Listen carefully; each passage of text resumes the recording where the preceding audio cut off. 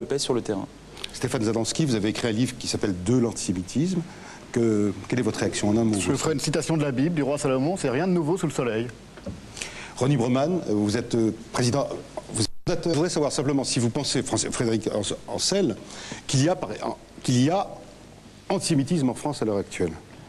À travers ces actes antisémites, comment vous ressentez ça? Je ne pense pas qu'il y ait aujourd'hui un regain d'antisémitisme en France. Je pense que l'instrumentalisation dont j'ai parlé tout à l'heure pousse de jeunes désœuvrés, de jeunes gens qui sont manipulés par des cadres et des sympathisants islamistes dans un certain nombre de banlieues, sont utilisés pour faire un coup de force contre une synagogue ou un intérêt, un bien juif ou des personnes juives. Mais je ne pense pas qu'on puisse vraiment parler de regain d'antisémitisme de manière générale. On est dans la micro-analyse. Je crois que pour ce qui est des jeunes musulmans des banlieues, ils n'ont pas attendu qu'il y ait un conflit entre Palestiniens et Israéliens pour être révoltés, pour casser des voitures. C'est des problèmes sociaux qui sont beaucoup plus vastes que simplement les voitures et les synagogues, il y a une différence. Oui, bon, enfin, peu importe. Et j'ai l'impression, moi, ce débat le montre, que vraiment, quand je disais tout à l'heure, il n'y a rien de nouveau sous le soleil, on a l'impression d'être pendant la guerre de Kippour ou d'être 30 ans en arrière dans les discussions entre intellectuels juifs ou même entre intellectuels pro-palestiniens et pro-israéliens. Il n'y a rien de rigoureusement nouveau dans ce conflit et dans ces massacres et dans la manière dont il est interprété ici ou là. Vous trouvez qu'on a toujours brûlé des synagogues en France? Vous, c'est quelque chose pas nouveau.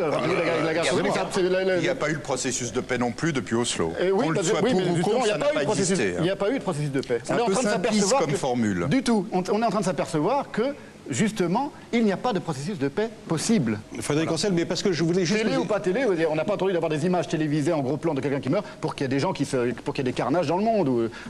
Parce que dans votre livre sur De l'antisémitisme, qui s'appelle De l'antisémitisme, vous y allez quand même assez fort. Vous dites, je compte sur les doigts d'une main les êtres humains absolument dépourvus d'antisémitisme que j'ai pu rencontrer dans ma vie. Vous y allez. Oui, c'est d'après ma définition d'antisémitisme qui consiste, si vous voulez, à ne pas aimer la Bible et à ne pas aimer se nager dans cet océan de lettres et de mots qu'est la Bible. Donc à part quelques écrivains, Kafka et d'autres, en effet, ou Joyce, il y a peu de gens sur les doigts d'une main, qui savent jouir de la Bible. Mais c'est pas rencontré d'antisémites.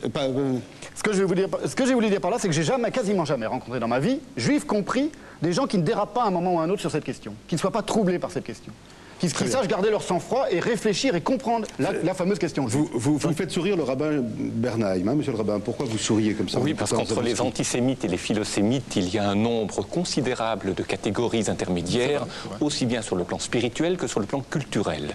C'est la raison pour laquelle je souriais. Renouveau de l'antisémitisme, Frédéric Ancel. Non, je voudrais revenir d'un mot sur une idée qui me paraît intéressante.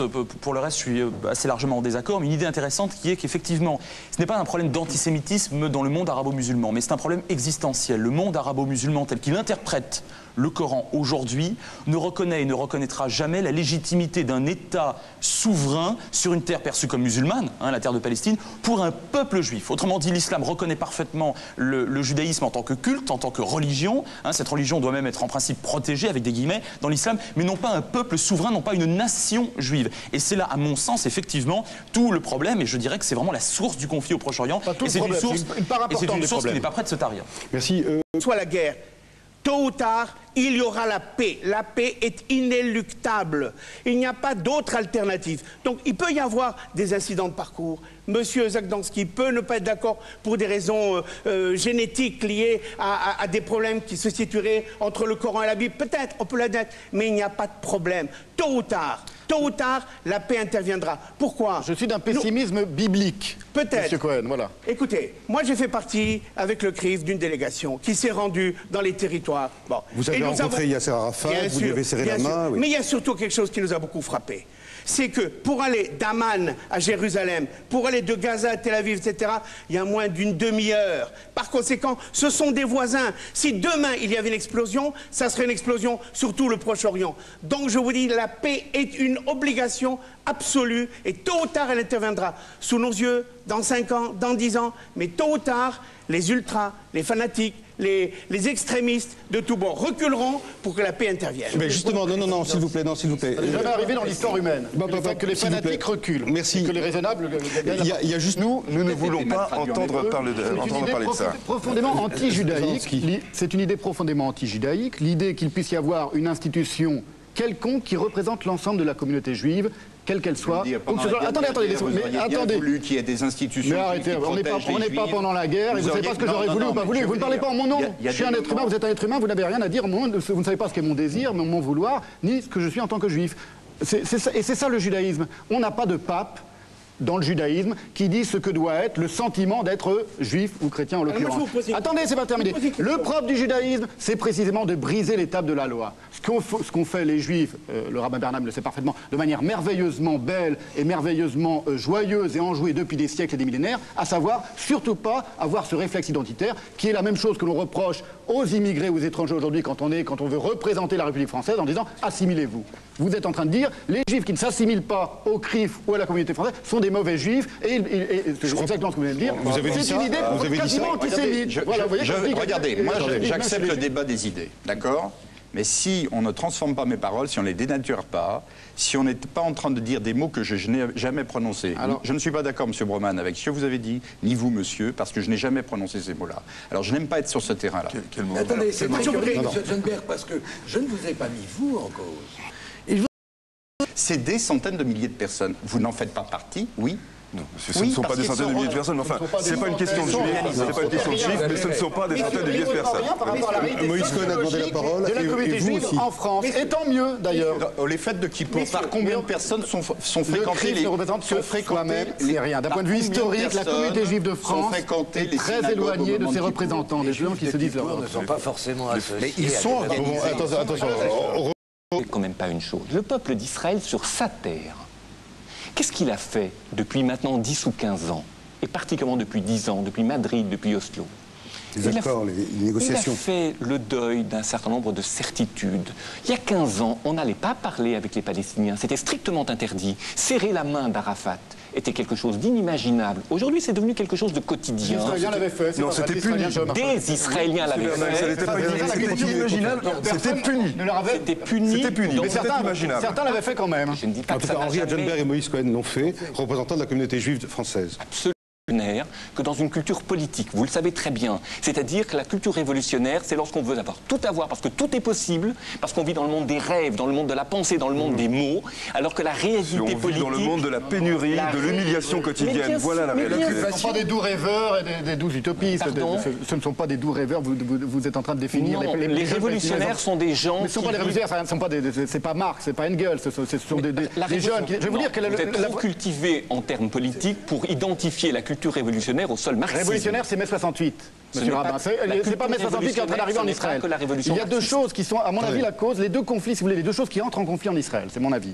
Il y a d'une part, ça a une grande responsabilité, hélas, il faut le dire. Moi, je suis très sévère aussi à l'égard d'Israël, à l'égard des Palestiniens et à l'égard d'Israël. En Israël, c'est que le système politique est pourri, au sens propre. C'est-à-dire que c'est une véritable démocratie, mais qui est, je vais vous expliquer ce que je veux dire par là, qui est menottée par les petits partis, qui en effet représentent très peu de monde en Israël. La majorité des Israéliens, en effet, sont des gens très raisonnables, qui ont été prêts, en effet, à faire la paix et qui voulaient faire la paix, mais le système politique israélien est conçu de telle manière que les dirigeants politiques et militaires israéliens sont à la merci d'un malade mental comme Sharon, qui savait très bien qu'il était sur une poudrière et on n'allume pas sa cigarette quand on est sur un baril rempli de fioul, même si c'est pas vous qui avez rempli le baril de fioul ou d'essence. C'est ça que je veux dire. C'est un homme politique, c'est censé être un homme responsable. Donc il a sa responsabilité en tant qu'être humain.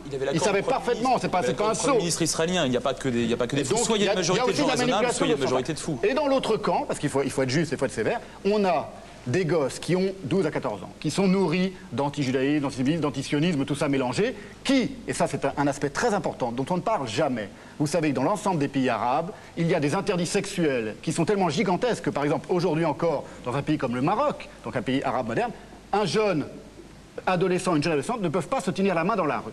Alors, rappelez-vous ce que vous étiez à 14 ans, à 16 ans, à 18 ans, quand on a la testostérone au plafond, et que votre seule possibilité d'exprimer libidinalement votre agressivité, c'est très sérieux. Je peux vous rappeler qu'à cet âge-là, j'étais dans le maquis, et que c'est pas mes parents qui m'y envoyaient. Ce que je veux dire par là, c'est que c'est un fanatisme qui est d'ordre comme ça, délirant et hystérique. Il y a une hystérisation de ces jeunes Palestiniens qui n'est pas prête de cesser pour des raisons comme ça, à la fois de coutume, de mœurs, de géopolitique, tout ça mélangé. Le baril de poudre, c'est ça. C'est cet ensemble de choses comme ça qui viennent de très loin et de très proche. Henri Hedgenberg. On essaie de revenir en en France. Israël dans une émeute. D'accord, je viens avec vous.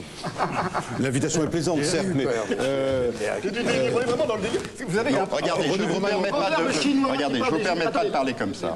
D'accord?